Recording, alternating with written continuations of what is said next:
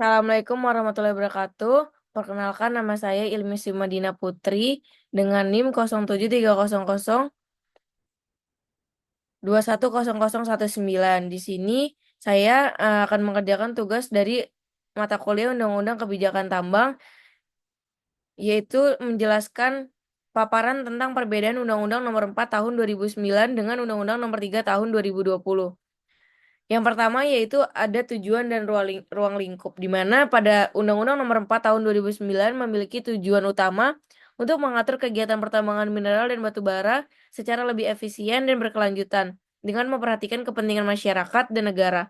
Yang kedua, undang-undang ini mencakup pengelolaan sumber daya alam mineral dan batu bara, termasuk eksplorasi, eksploitasi, pengolahan, dan pemanfaatan.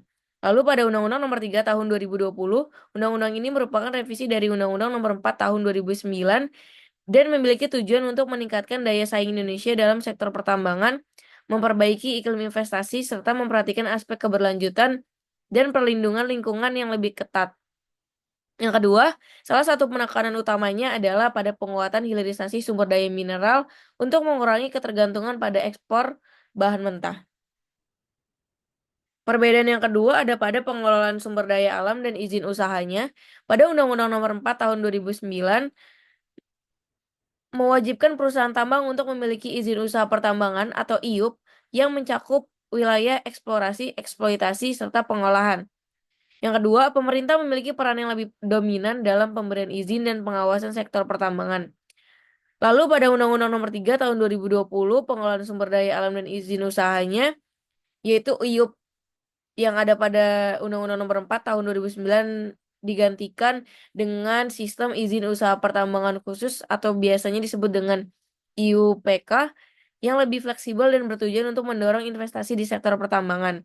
Yang kedua, menghapuskan adanya perbedaan izin eksplorasi dan eksploitasi sehingga proses administrasi menjadi lebih sederhana. Selanjutnya, perbedaannya pada kewajiban hilirisasi dan pengelolaan mineral. Pada Undang-Undang Nomor 4 Tahun 2009, fokus utamanya ini ada pada eksplorasi dan eksploitasi sumber daya alam, meskipun adanya ketentuan untuk pengolahan namun tidak secara tegas mengatur kewajiban hilirisasi atau pengolahan dalam negeri. Sedangkan pada Undang-Undang Nomor 3 Tahun 2020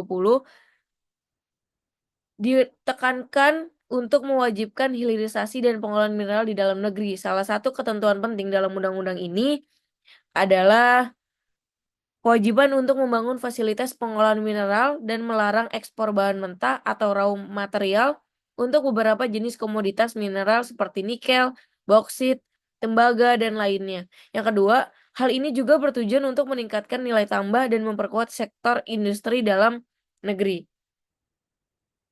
Perbedaan selanjutnya ada peranan negara dalam pengelolaan pertambangan. Pada Undang-Undang Nomor 4 Tahun 2009, pemerintah ini memiliki kontrol yang besar terhadap pengelolaan sumber daya alam melalui perizinan dan pengawasan. Kedua, negara juga berhak memperoleh pendapatan negara dari sektor pertambangan dalam bentuk royalti dan pajak.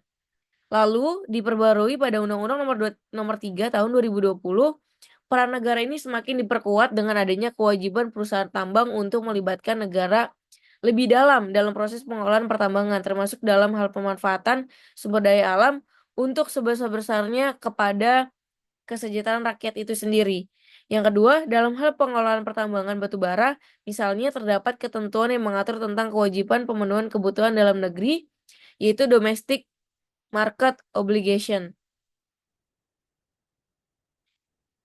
Selanjutnya ada perbedaan dari pengelolaan lingkungan hidup, di mana pada Undang-Undang Nomor 4 Tahun 2009 menekankan pentingnya pengelolaan lingkungan dalam kegiatan pertambangan, namun implementasinya seringkali dianggap kurang tegas dalam pengawasan dan penegakan hukum. Diperbarui di Undang-Undang Nomor 3 Tahun 2020 memperkenalkan aturan yang lebih ketat terkait pelindungan lingkungan hidup dan kewajiban perusahaan untuk melakukan reklamasi dan pasca tambang. Undang-undang ini juga mengatur lebih tegas mengenai sanksi terhadap perusahaan yang merusak lingkungan. Perbedaan selanjutnya ada pada aspek pengawasan dan penegakan hukum. Di Undang-Undang Nomor 4 Tahun 2009, pengawasan ini adanya aktivitas pertambangan lebih ditekankan pada kewajiban perusahaan untuk mematuhi ketentuan yang ada di dalam peraturan dan izin yang diberikan. Lalu diperbarui di Undang-Undang Nomor 3 Tahun 2020, yaitu untuk meningkatkan pengawasan dengan memperkenalkan berbagai sistem pemantauan dan pelaporan yang lebih transparan. Dan ditegaskan pula adanya sanksi yang lebih tegas bagi perusahaan yang melanggar ketentuan yang berlaku. Yang terakhir ada perbedaan dalam peran pemerintah daerah. Pada Undang-Undang Nomor 4 Tahun 2009, pemerintah daerah memiliki peran dalam pengelolaan sumber daya alam, terutama dalam pemberian izin dan pembagian hasil pertambangan.